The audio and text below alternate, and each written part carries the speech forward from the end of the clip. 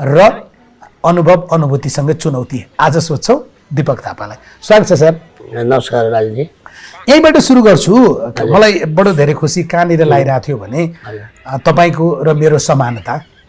म पनि वर्षौँ कक्षा कोठामा गएर पढाएको शिक्षक आज तपाईँको अगाडि बसेर एक सय प्रश्न सोधिरहेको छु।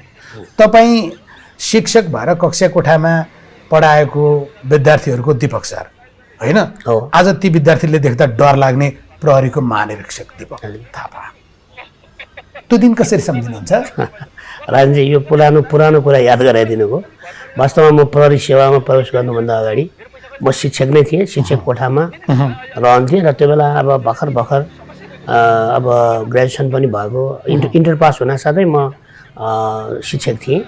ग्रेजुएसन गरेँ, गर्न साथै यता फेरि प्रहरी निरीक्षकमा ओपन कम्पिटिसनमा विज्ञापन खुल्यो। त्यसमा लागेँ। त्यो बेलामा लोकसेवा पनि खुलेको थियो, लोकसेवा पनि दिएको थिएँ।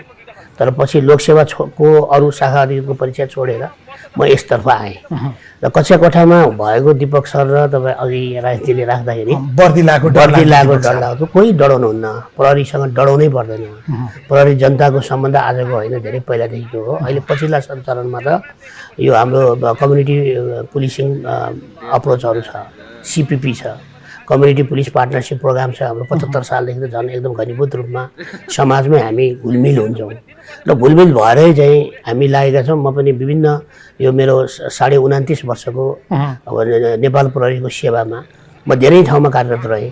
नेपालको सबै भूगोलमा, धेरै जस्तो भूगोलमा मैले काम गरेको छु, मिसनमा पनि काम गरेको छु। त्यो गर्दाखेरि अब हामी त्यहाँमाथि सिभिल प्रहरी, जनपद प्रहरी भन्नुभयो, नेपाल प्रहरीको भित्र रहेको जनपद प्रहरी र त्यो जनपद प्रहरीको हिसाबले हेर्दा ती हाम्रो चाहिँ समाजको हाम्रो क्षेत्र भनेकै समाजै हो। त्यस कारणले त्यस्तो मान्छे चाहिँ डराउनुहुन्छ जो चाहिँ अपराध कर्ममा लाग्नु भएको छ। अब अरू कुनै गैर कानुनी क्रियाकलाप गर्नेतिर लाग्नु भएको छ, उहाँ डराउनु होला। तर अरू मसँग डराउँछन् भन्ने मलाई लाग्दैन। ठिक छ।